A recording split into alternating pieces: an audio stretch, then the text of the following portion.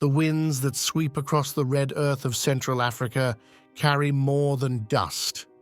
They whisper of rainmakers and warriors, of women who dance beneath moonlight, and of a land that remembers. In the year 1583, beneath the towering baobab trees and skies streaked with fire, a child was born in the Kingdom of Ndongo. Her name was Nzinga Mbande. Born with the cord wrapped around her throat, the elders called it a sign that she would rise to power, but not without pain. From her first breath, the spirits marked her for greatness. This is part of our continuing series on forgotten voices who shaped the world. Don't forget to subscribe and join us for more journeys into the soul of history. Ndongo was a land of rhythm and ritual. Riverbanks bustled with markets where women traded cassava and salt. Musicians plucked stringed kisanjas beside fire-lit courtyards.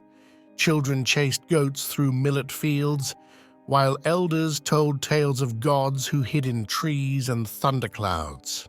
And always looming just beyond the horizon were whispers of ships, Portuguese ships, that came not with gifts, but with chains. Slavers prowled the forests like wolves, tearing families from their roots. Nzinga's childhood unfolded under siege. Her father, Ngola Kiluanji, fought to shield his people from foreign greed. But the world was changing. While other daughters of the court were trained to pour palm wine or sing for the spirits, Nzinga sat beside her father at war councils. She learned to speak Portuguese like a soldier sharpening a blade. She rode horseback before she could braid her own hair. She knew the roots of raiders, the weight of decisions, and the silence of grief when villages fell. Even in her youth, her eyes held the calm fury of someone who understood that peace would never be given. It would have to be taken. In 1617, her father was gone, and the crown passed to her brother, Ngola Mbande. His rule, steeped in fear, devoured its own kin.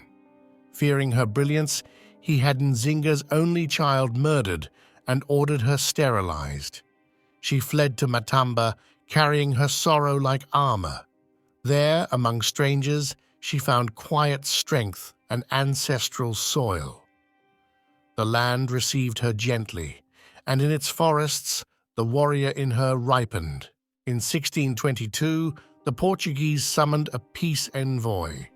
Her broken brother begged Nzinga to negotiate. She returned, not for him, but for her people. In Luanda, the governor greeted her with insult, a chair for him, the floor for her, a silent declaration of dominance. Nzinga paused only briefly. Then, with graceful defiance, she signaled to her servant, who knelt. Nzinga sat on her back, eye to eye with empire. That single act cracked the illusion of superiority. The negotiations that followed were masterful. Nzinga, fluent in Portuguese and diplomacy, demanded recognition of Ndongo's sovereignty and an end to slave raids. To seal the deal, she accepted baptism, not from belief, but as camouflage in a game played by gods and generals. She walked away with a treaty, but peace, like water in dry season, would not last.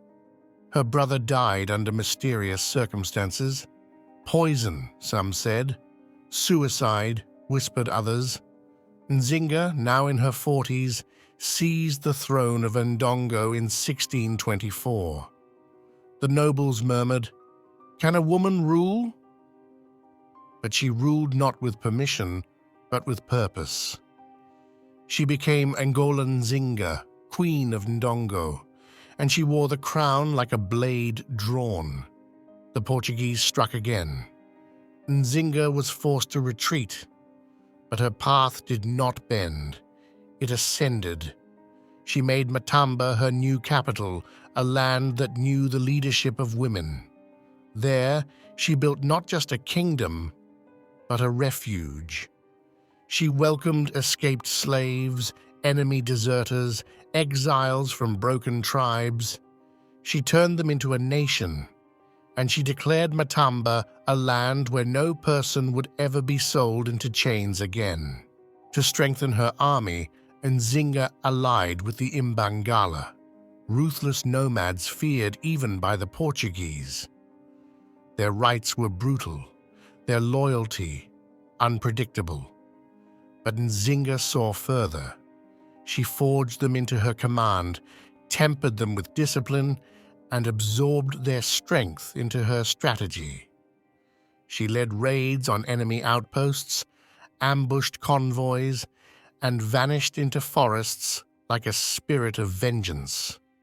In 1641, new sails appeared on the coast, Dutch sails. Rivals of Portugal, they captured Luanda. Nzinga seized the moment. She formed an alliance, exchanging captives for weapons.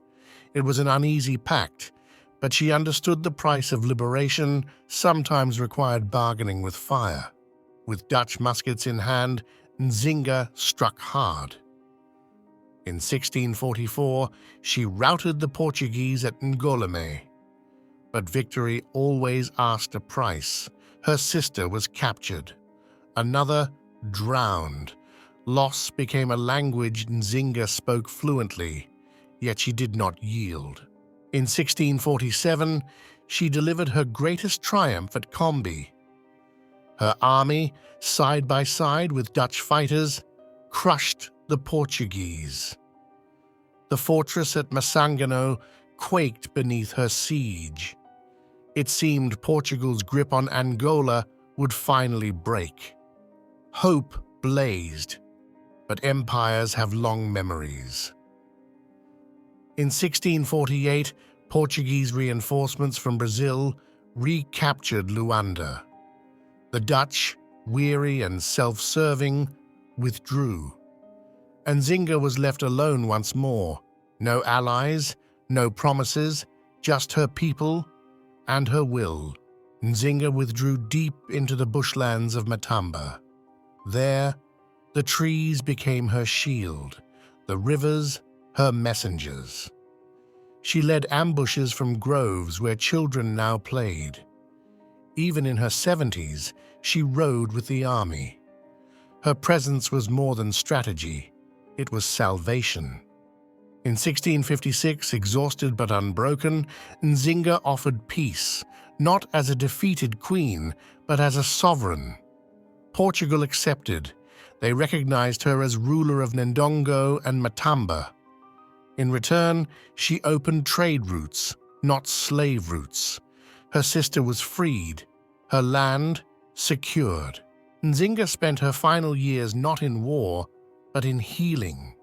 She built schools, reinforced Matamba's independence, named successors.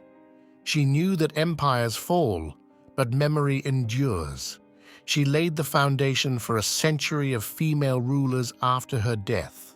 In 1663, at the age of 80, Queen Nzinga passed away, not in battle, but in peace. Her people mourned her beneath acacia trees. Traders paused their carts. Drummers played rhythms of mourning and triumph. The land she built would stand long after her bones returned to soil. Today, statues of Nzinga rise in Luanda, where once she knelt on a human throne. Streets bear her name. Her story echoes from Angola to Haiti, from South Africa to Harlem. Books like Nzinga of Angola by Linda Haywood or the film African Queens Nzinga continue to honor her legacy. She did not win every war, but she won history. Queen Nzinga's story is not just a tale of resistance, it is a hymn of endurance.